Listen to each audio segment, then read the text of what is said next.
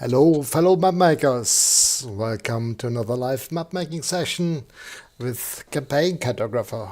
I'm Ralf Schimmann from Fantasy Software, and I want to show you a little bit of dungeon delving, dungeon crafting tonight. Hope you're all doing fine. Here the summer is over. First time today I had to put the heating on, and it's getting now quite cold at night. Sounds good. Thank you very much, Sue. It's good to hear. And quite busy in the chat already. That's nice to see. As always, if you have any questions during the session, please put them in the chat and we'll all try to answer them as easily as possible. I can show stuff on screen, and otherwise there are many knowledgeable people in the chat who will be able to help you out.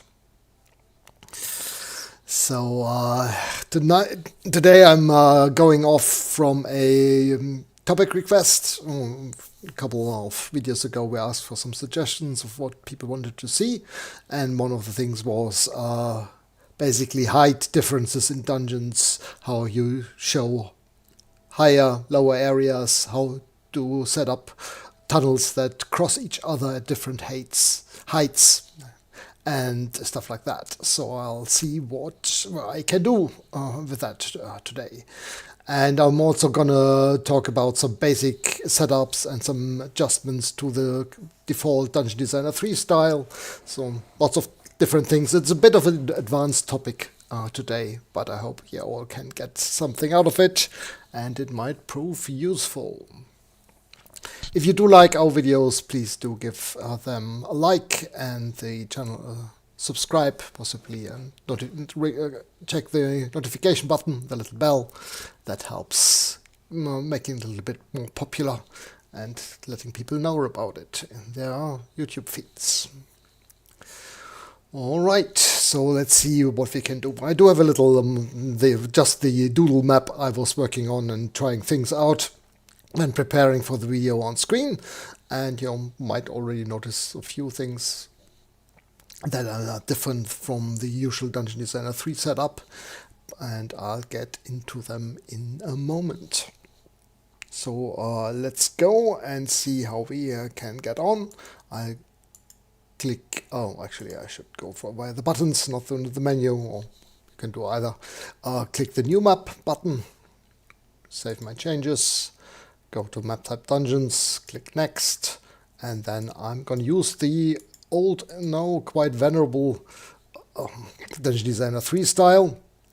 Click next and set it to a fairly small size, so let's say 150 by 120 feet, so I can map something and you can see what's happening on screen.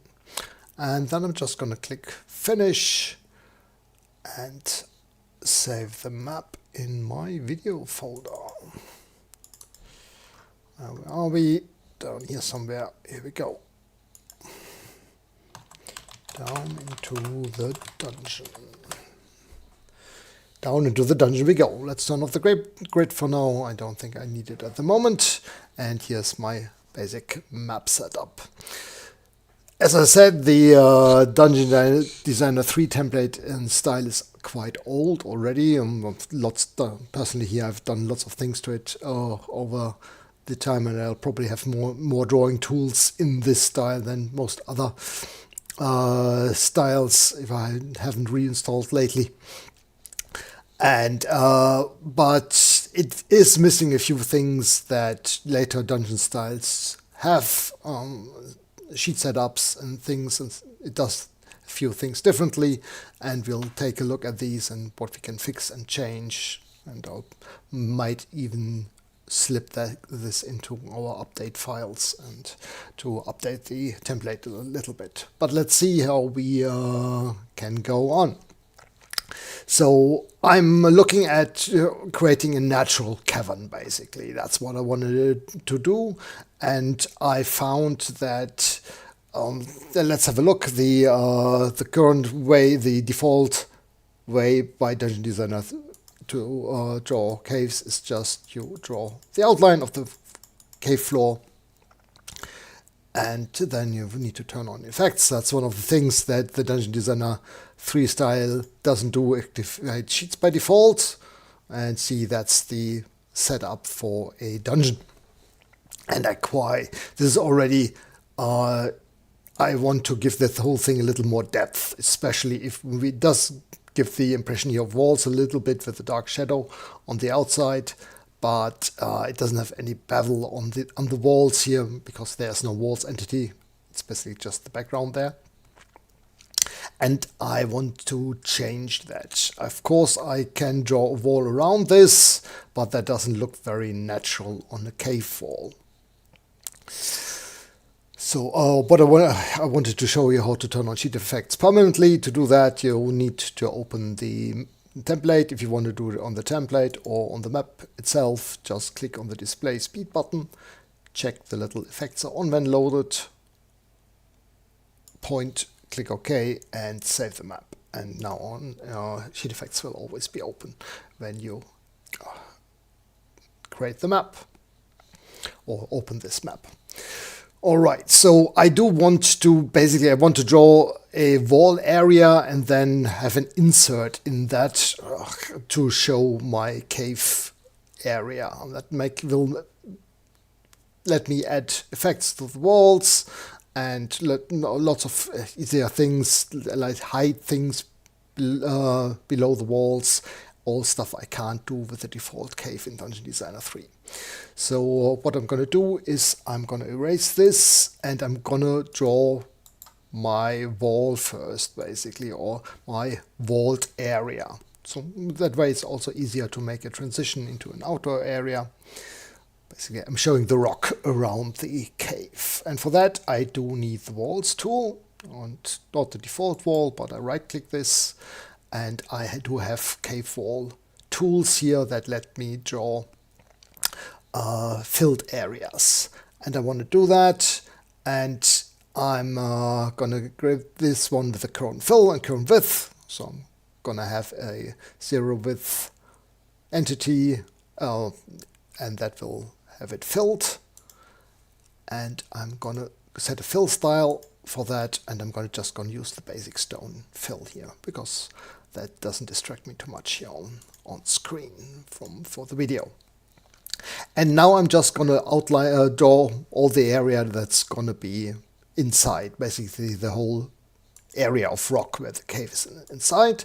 I leave a little area here on the edge to do a transition to the outside, but for the rest I'll just fill in the area. Oh, okay, yeah, and I didn't take the fill style change, but I'm gonna just change properties, click the wall here, press D for do it, and I'm gonna grab the basic stone fill I was choosing. There we go. Here we are, and I've got my stone outline. See, I already have a little bevel effect on my stone walls, and that's quite nice, so I can have a little more depth in the whole thing. And I might even change the effect a little bit because it's very narrow. It's basically set up for very narrow stone wall or built-up walls and not for a natural wall. So I can just go in and edit my bevel a little bit. Let's double the width, and this way I do have a little bit stronger, more noticeable bevel effect. Okay, that's first thing. And what we would normally do is here, we would go in a dungeon map, we could go in and draw a room or a floor area. So if I wanted to draw a floor area, just turn on my snap grid here for a moment. I just do this for a square room, and I refresh it, and it's gone. Well, that's not natural because the floor is below the wall, and my big wall area just hides the whole thing. So I'm gonna delete it. I'm selecting it blindly because I know where it is, but just drawing a selection window across it, and press D for do it, and now it's gone again. So what I need is basically need to cut out my wall here, and as we know from many other mapping videos, we do have a very nice sheet effect that does exactly that, the color key effect. And we're going to set up the effect and the drawing tool to do just that, to basically cut out our floor area. So we're instead of drawing the floor area as an entity. So we're working as in negative space here, basically. So for that, we do need a color key effect on the walls, because we want to cut away the walls. And for that, we're going to select the wall sheet, click Add an Effect, pick the color key, and we can leave it at our normal magenta color, which we use for effects like this, because we don't normally need it in other ways on the map. Click OK. And the important thing, it needs to be first in the list, because it cuts away the wall, and the other sheet effects all need to be applied to the wall. So color key effect should normally always be first in the list of sheet effects. So I'm going to click OK, and nothing changes because we haven't drawn any entities that have this color yet. Now we do need that, and for that I'm going to go in and create this. Basically, I've already done this, and I'm going to actually delete that and redo that. So just you can see where it is. I have my cave cut out, if I can find it, which should be somewhere up here. There we are. I'm going to delete it for the moment, and I'm just going to go start with the default cave and click New and name the tool Cave Cutout. Make sure I have it selected here, and now I need to change the settings. First thing I want to do, I'm thinking I might even reduce the fractalize effect a little bit. I find it a little bit too many nodes in the default Dungeon Designer style, so I'm going to just do that and just decrease the depth a little bit on the fractal function, and this way, as you can see, we'll don't have it quite such a squiggly line for the dungeon walls. And then I'm going to go into the properties to change them. And here we do the most important thing. The thing needs to go on the wall sheet now, because we're not drawing the floors themselves. We are just cutting out the wall sheet, and therefore the entity we are drawing does need to be on the wall sheet. And it does need to have the color we are cutting out. For that it has to have a solid fill style, so actually the color gets applied. It's not the current color we are using, but our magenta color, color 6. Here we go. Everything else can stay on the same thing, and there's someone at the door, and I can't open at the moment. All right. Just give me a second, I'll just tell them that I don't have time.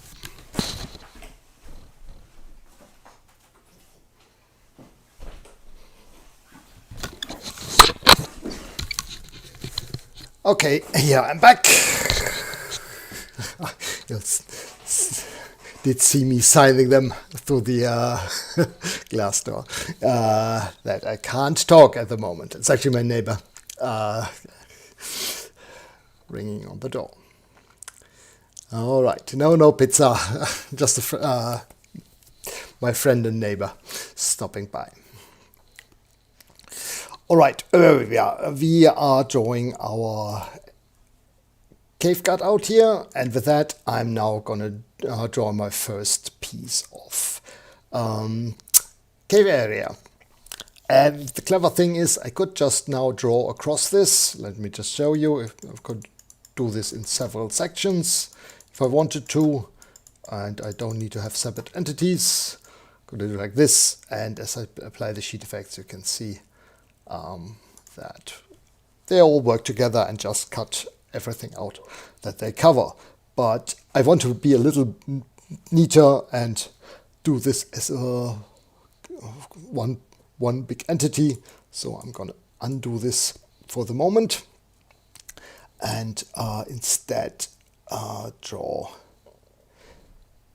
the cutout as one area. I could also edit the this one here and actually draw this in with the caves drawing tool, but I wanted to show this, and this allows me to be a little bit more independent of the general shape, so I'm going to do this for the shape, for the first tunnel here, I'm gonna draw a cave face, and there I've gone a little bit too close. Yeah, so like this, and there's my cave entrance and a big cave beneath. And there we go, and we've got a nice little cave shape. And I'm going to show you the first neat things we can do, because it does allow us to make certain things very quick and easy. So for example, I do have this earthen texture as the background, but I do want a more stony floor texture for the cave now. So I can just go into the floors section, grab the, say I want the lightest gray here, grab that, and then I don't need to, I can follow the shape of course by tracing, but it's not necessary. I can save my the nodes, not following the fractalized shape. I do add a lot less nodes to the map and just draw it like this. Does look irregular, but if I refresh, see it's nicely behind and it does just show up behind the cutout section. And now say I want to add a little bit of a dusty area. Oops, that was the wrong tool. And grab the slightly darker partially transparent section. So I can just add this here. There we go. Also hides nicely behind the rest. And then take the next darkest bit, leave a little bit of an area there at the edge, draw the rest around here. Go. Oh, I've got the snap turned on, that's why. I've got this very regular edge here. Just edit this a little bit so it's not as regular there. All good, and I can still pick yet another darker section. I don't want to have the floor one, and just add a little bit here to break up the pattern a little bit. There we go. Actually, I don't like that. I've got the edges showing up too strongly here, so I could put that on a different sheet, or I'm just gonna erase this here for the moment. There we go. So I've got the basic cave. Here I could go on and put outside grass stuff on the outside here to make a nice little bit of outside area, outdoors area, but I'm not gonna, that's not the topic of our tonight's video, so I'm not gonna bother about that. Instead, how do I show that this actually goes down? So I'm imagining that this is an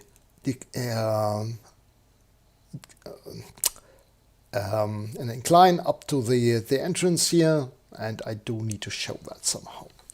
And that's on top-down visual maps like this, it's always a bit hard to show, and we need to come up with some ideas. First thing, like I've already done a little bit with the dusty areas here, it gets darker the further I go down. And to do darkening effects, I like to use mostly transparent bitmap fills. And if we take a look at our list of bitmap fills here, we'll notice that we already have some in the map. Should have there. We've got the solid, and the different the numbers indicate the transparency value or opacity value. So the solid 10 has a 10% opacity, and 90 has 90% opacity. And we can just overlay this on the area to make a little bit darker. Let's take the 21 and go on our floor sheet and put that on. Let's grab this and put this on floors 2. Oops, that was the wrong button, not the help button, but the OK button. And I just don't have a drawing tool for that, so I'm just going to grab the smooth poly. And I could just, because I'm now behind my walls, just outline this area here and make it a little bit larger, darker. And then I could do that again and take a little bit of a smaller area. And then another one. And as the opacities add up to each other, the map gets darker as I go down.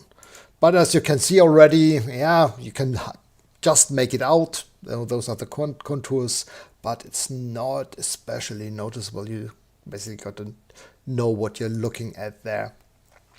And therefore, I do like to show this more clearly by showing basically the steps of the contours. And for that, we do need these things to be on different sheets. So what I can do is I could make a depth sheet just above floors. So I'll put them on that, and then I can apply sheet effects to this. So I can do add and say depth.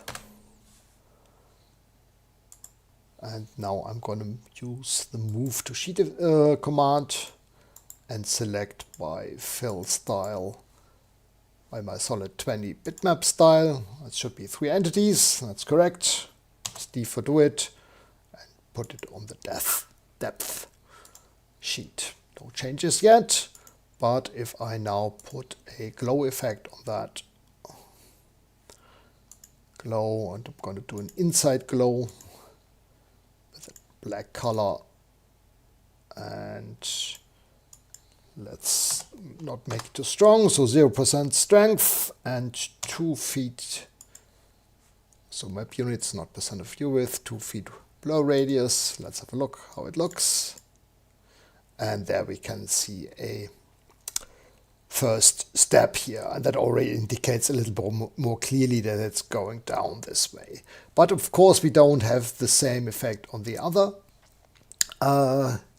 polygons, because on this they are on the same sheet, and the glow effect only gets applied on the overall entities on the sheet.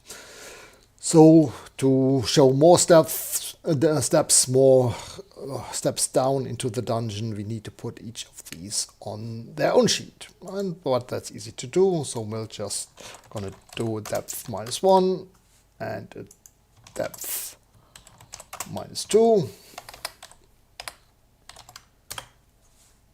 Copy the sheet effect, copy, paste, and paste, and then we're gonna use move to sheet again. This one on depth -1, and this one on depth -2. And now we might not have in mind that we've got this actual step on the floor like this seems to indicate, but for clarity it makes it much more easier to see that this is supposed to be downwards. The inward glow does make these the transition, or further indicates that it's going down. So I quite like that already. So that's nice. We've got the downward going tunnel here. But what if I want to now go up again, or show an upwards tunnel?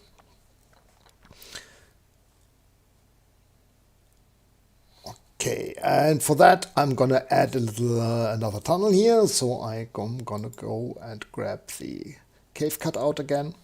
And this time I'm going to edit the existing entity, and I want to go from the lowest part here all the way up again, and go this way, right click to finish, and there's my piece here. And as you can see, we've already left the area of our floor here, and where our steps are So we do need to add the background for the floor here. So and I'm imagining this is going up again, and then I want to show it a tunnel that's going across this here up to that other side. So I'm gonna grab the floors tool again and grab my lightest gray dirt style, and I'm just gonna fill this area here, and it's a larger area. Same here on the other side for later. So yeah, I don't need to be very orderly here. It might not be best practice, but I do want to send it back behind the partially transparent. So I'm just gonna select both of these and send them back on that sheet. See, here I can see the broken one. I didn't add any here, so it's not showing up. That's correct. But I'm see the step here. This area here is hidden behind this bit of wall. I could just redraw this. Yes, I'm going to redraw this. So I'm draw an extra bit basically. So I'm going to use extract properties on that step. Oh, that's not the one. Okay, where am I? Should go a bit closer here. There we are. On depth -1, background floor 2.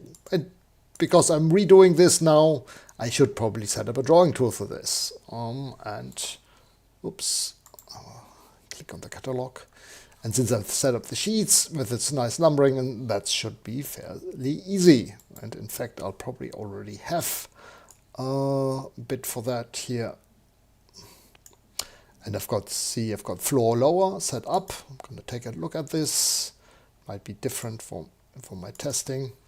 I'm going to go into properties and see it does use the solid 10. For this purposes here, I want to use the solid 20 because the steps will be a little bit more obvious. If you want to have softer transitions and slighter changes, you should be using the solid 10 step. Here we are, using solid 20. And here I'm actually got height, and we will be using the depth sheet naming. So I'm gonna add depth here. Okay, click OK. And then I can just add the second layer here.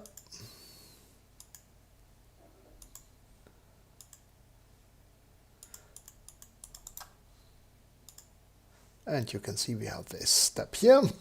And I can use the same tool because I've used the asterisk in the sheet name by just going to the default depth and add the next step here. And there we've got the next depth of our height difference. But now I want to go up.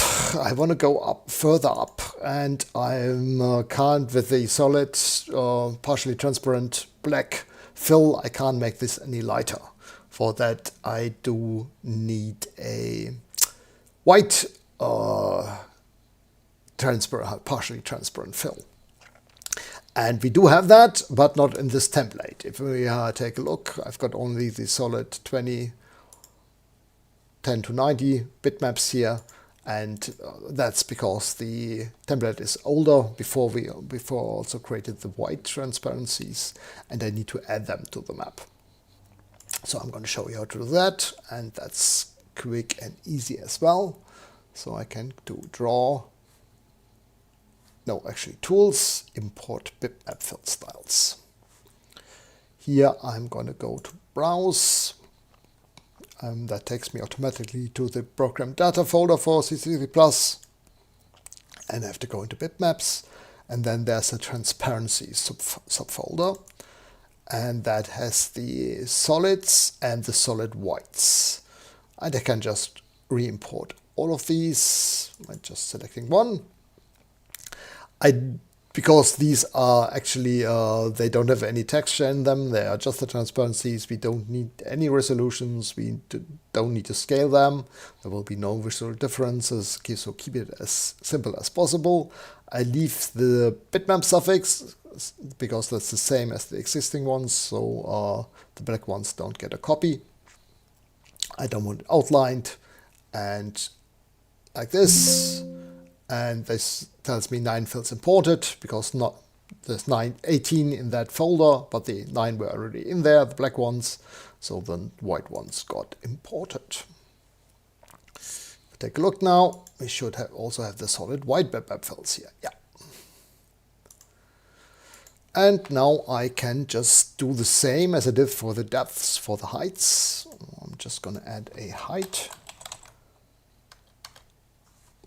Move up a little bit and a height +1. +1 and a height +2. You can add as many of these as you need steps. So if you've got a little more time, you can set up quite a lot of these sheets. They cannot be all the same with all the same effects. They just need to be separate sheets. Copy, and I'm going to also do a glow on these. But in contrast to the steps leading downwards, I'm just move the glow to the outside here. And you'll see the difference in a moment. And there we are. And that's all the changes I need. Copy the effect, paste it on the other 2 sheets. And now I'm just gonna... And here I need to a little bit carefully because I don't want to put the higher one on here. But I'm going to set up, or going to take a look at the higher sheet. Take a look at the properties there. And I've got the solid white 10 version. I'm also going to use the solid white 20 bitmap. There we are. Sheet height is correct already. Okay. And now I'm just gonna draw this close to the wall here. And there you can see, because it's not casting the shadow outside, it does look the same as the ones with the shadow of the step basically showing in the correct direction, because we're now going up. We did need the glow effect on the other side of the entity. Alright, so that's already looking quite nice. I think it's fairly obvious here that it's going down into the cave here and then from the bottom part back up this way. And now, yeah, what to do now? I want to show that the corridor goes across here and further up this way. And how I'm gonna show that. So this is a bit of a tricky part, but we should manage this as well. So I'm gonna grab my cutout tool again, and I can of course connect this again here, but then I'll have an overlapping or an entity overlapping itself, because at the moment the cave cutout is all one entity. Now let me show you what happens. I'm gonna press E for edit, edit the existing one, and draw the corridor across here. And then right click to finish and connect it on this point. And there you see the problem. I get this big piece of rock in the middle. And that's because the entity overlaps itself. And Campaign Cartographer does invert the fill at this point, where it overlaps. Basically, the fill gets cut out, and we don't have any fill again. If we turn on sheet effects for a moment, you'll see this more clearly. See, there's the purple fill here, here, and here, but not here. And so that doesn't work really. I can undo this, turn on sheet effects again. And that's where the cutout comes in very handy. Something we could not do like easily when we had floor and walls going around that. I can just draw this piece of corridor as a separate entity. So I'm just gonna draw the corridor here and just let the corridor go to the map edge, all the way to here, right click, and oh, that was a bit, because I didn't need to connect it, it already finished, so I'm just gonna edit this, make it a little bit longer. There we are, and this way, you can see, because double entities overlapping don't have this effect of inverting the fill. We have just the empty corridor here. But of course, it doesn't look quite right because we now have a crossing, but what we're trying to show is a corridor going from one going below the other. So we do need to change this somewhat. And for that, I found the best way is to just draw a bit of wall and separating the corridors. Basically, let's have a look. I'm gonna have a look here. I've got the wall closed stone gray. I could also draw it in the current width and current fill, and I think I'm gonna try that. So let's see whether we can make this better this time and actually have the bitmap fill stick. I'm gonna grab my basic stone again. Here we are. And wall sheet and wall layer is correct, but I do want a width of, say, 2 feet. And then I'm just gonna try and draw a piece of wall here from edge to edge. That's actually a little bit too wide, isn't it? Does look too wide, so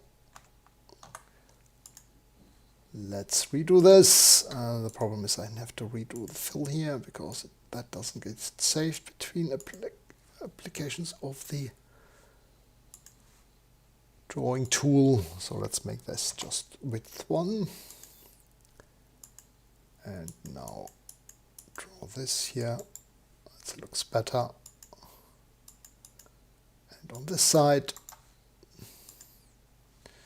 And there, because it's the same fill and the sheet, these two things connect together. I could of course also use straight ones or fractal lines. So I might perhaps want to fractalize these a little bit. Oh, that was the wrong piece. There we go. Oop.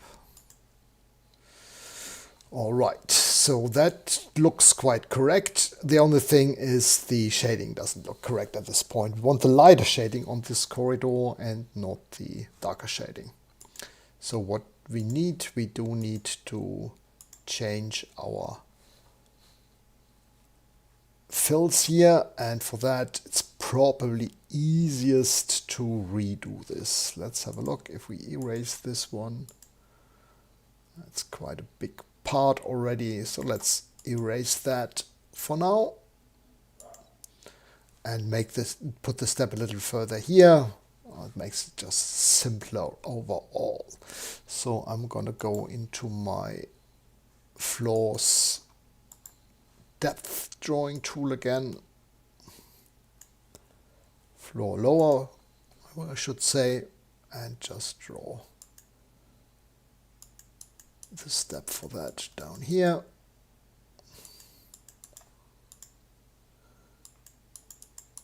Outline this area. There we are. And now I can use, let me erase the height one here because I can now show the whole thing here. Do it. Let me grab that floor higher. There we are. And here I do have to be a bit careful and actually draw this across the wall. Here I don't need to be that careful anymore. I can just outline this. Draw this across this section of wall. There we are. And there's my higher corridor.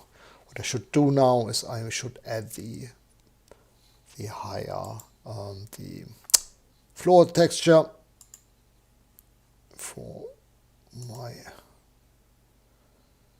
stone. Further up. There we are. That one's gray. Add this here. And there's our corridor. I can show another step. So let's grab the floor higher tool again. Draw higher, but make sure we are on the height +1. Can also do this here on the where the two corridors overlap. One piece, and then it's one more. Go to height +2. And here we go. And add this. And there you can see we now have got the quite nice height indication. It's perhaps a bit stronger than I would normally want, but that's because I used the 20 step for the solid fill. If you want to soften this transition from dark to light a little bit, you just need to use the 10 solid fill. And it's all. Well, I actually could show that. That should be easy to change. So let's have a look and say change fill style by fill style, right click, and the solid 20 style here. That's 5 entities we have on the map. Sounds right. Press D for do it and change that to the solid white. Oh, which one did I? No, I don't remember. Did I pick the black one or did I pick the white one? Let's have a look and see whether that looks. Yeah, it was the black one. And then do the same for the white style. Change fill style by fill style and solid white 20. Yeah, it's these ones, only 3. And change this to solid 10. No, solid white 10. There we go. And now we've got a lot softer transition from dark to light. I like this a little bit better, but here for showing it on screen, it's quite nice to have the the stronger transition. So I'm just going to undo these 2 steps and I'm going to be back at my stronger transition. There we are, and now it's quite obvious here that the tunnel is going this way. You might indicate this a little bit more by putting in some kind of shadow or an arrow or something showing the going underneath here, but I don't think this is necessary at this point. Another thing that I wanted to show you, which is quite nice with this kind of drawing the walls, if you just want to put in some man-made or dwarven-made walls at this point, you can just as easily do this on this type of setup. So let's say I've got actually we were on the walls, we have the cave walls, the caves cut out. Actually, let's have a look here. Where did I put my cutout? Cave cutout. And let's do something that does the same for more regular floor plans. I've cut out. So let's just do a floor cutout instead. And I do need to have the entity in exact the same properties. I just want to do a path instead and a straight one. Like this. Save. Click OK. And now I can turn on my grid and say here at this point at the back of the cave a corridor begins.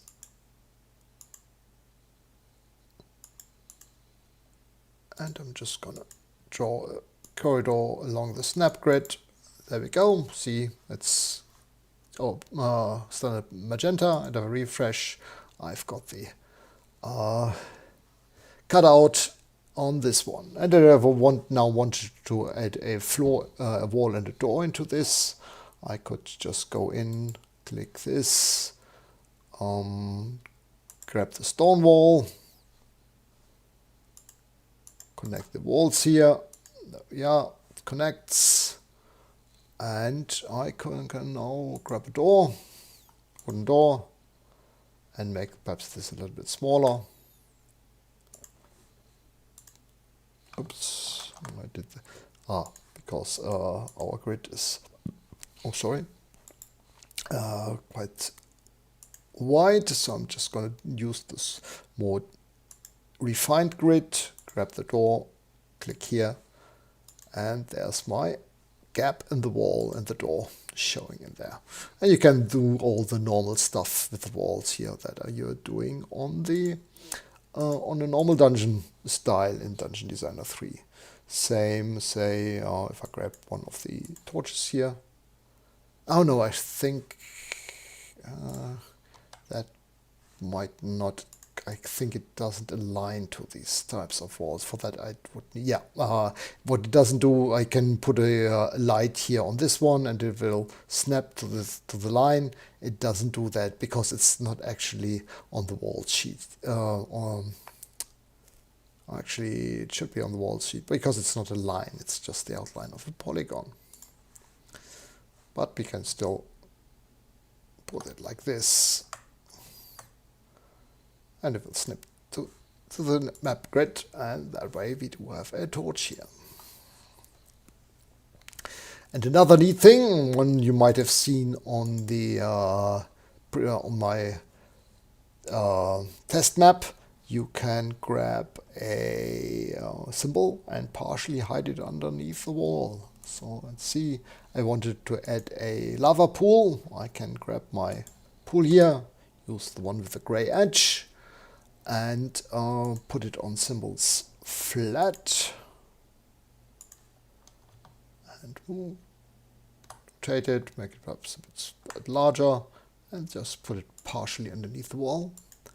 And there you've got the lava pool going all the way up to the wall without any further hassle or things to do on the symbol. All right.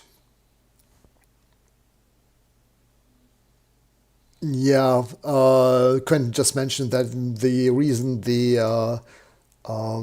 that did not align, that this wall might actually not be on the walls sheet layer. That's because it's the cutout I'm trying to follow.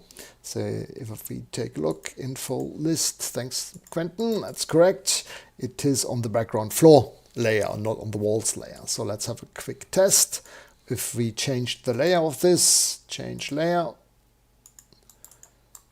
and put it on the walls layer, and then grab the torch symbol, whether we can align it now. Yes, we can. Exactly. Yeah, thank you, Quentin, for getting me to get this correct. There we go. And 0 distance. And there's my, that's the torch without a integrated light area. So I'm going to grab this instead. So just we have the same as on the other torch. There we go. And there it works. And that means we should probably set that in our drawing tool so we don't do this by mistake. Because we are drawing wall outlines, our entity should actually be on the wall sheet. So I do need the cave one. Let's have a look. Where are we? Cave cutout, there we are. Cave cutout. So we're going to set this here on our, instead of background floor, we'll put it on the wall sheet. We just, we have to be a little bit careful with doors, because doors will now, because it's on the same layer as a door, it will cut it. So, but normally you would not place a door right on this one. But you have to be a bit careful not to break the polygon accidentally. So we'll keep that in mind. And was our floor cutout was the other one. Floor cutout, there we are. Save this one. And also put this on the walls layer. Yeah, that makes more sense. And there we are. All right, and from this you can continue building your ones. And just if you wanted to go on the outside sheets here, I can grab one of the dirt and grass textures. Where are we? Terrain, dirt and grass here. And just draw it like this across this area. There we are. And then a little bit grassier one. Oh, actually, that wasn't the one. Instead, I should grab one of the grass textures and one of the ones here with the broken texture. And then go in and grab some trees or bushes. Should not go on symbols flats, but on the symbols, or even new sheets for the trees. And this way you can quite nicely combine the ones. And that's one of the other things that this template doesn't use a separate entity screen that hides the symbols outside the map border, and we can always add that by doing the color command. But the only problem is that it has hide our little map border here, because the screen gets at the end. We just move that up once, and this way we do have the map border, the obvious one, the old one, showing again. All right. And that went more smoothly than I thought with all my new experimenting and setting up drawing tools. Didn't run into a real hiccup. One of the things here, I've drawn a bit too many transitions here of the different entities of the steps here. You can see there's this, you can see the edge of the depth here because two are overlapping, and they're also adding their transparency. So the cat is there. Say hi, Asa. And I want to clean that up, so I'm going to go through these sheet by sheet, and I'm just going to auto hide all sheets except the current one. And there you can see the how these overlap here, and there the transparencies add on top of each other. So what I'm going to do is I'm just going to grab this, and I'm actually going to do a smooth polygon and just draw this across these two to combine them into one. And then I'm going to erase the old ones, and this way I don't have the overlap anymore. If I'd been more organized from the start and done all my corridor layout first and then added the steps, that would have not been necessary. But here again, I'm going to do this like this. Erase the existing ones. Next sheet. They're not necessary on this because I only have the one entity.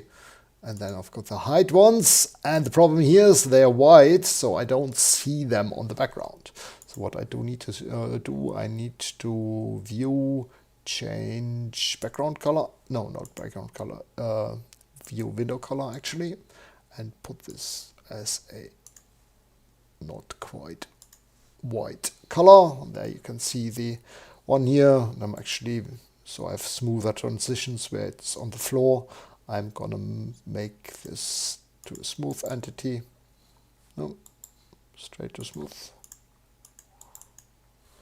There we are. Next sheet. Okay, don't I have a sheet effect on this one? Should have a sheet effect on this one. Okay, just didn't show up at first. So again, I'm gonna do a straight to smooth. There we are, and final sheet. Okay, strange that these don't show up. This must be an weird interaction of the fill style with the background or something. Okay, no big deal. I'm just gonna go straight to smooth again with the final one. We are. And then we're gonna show everything again. And set my view window color back to white, color 15. And there we are. And there's our little cave layout with the different ones. And I think these are very useful sheets and drawing tools to add to the Dungeon Designer 3 style. So I think I will make this available so people can just add this to their, update the template for Dungeon, for the Dungeon Designer 3 style. There's really none. You can still use all the old tools like normal. I'm just gonna add the depth and height sheets as templates, so you can just add more if you need them. One will be fine for one step here, or if you don't want to have the glow effect on all of the different steps. And the rest, I just need to add the color key effect on the wall sheet, and that should not affect any existing maps or templates, so that should be fine. All right. Yeah, I think we can just use this as a little add without changing any of the things, how the style works at the moment. All right, and I think we'll call it a day at this, because I'm done with what I wanted to show, and there's only a couple minutes left in our hour's time. So I'm pretty happy with that, and I hope you learn something from this and can make use of it, improve on it. There's certainly room to make some improvements on this, and create your own different height cavern maps. And enjoy your mapping, and have a good time, and good night. Bye bye.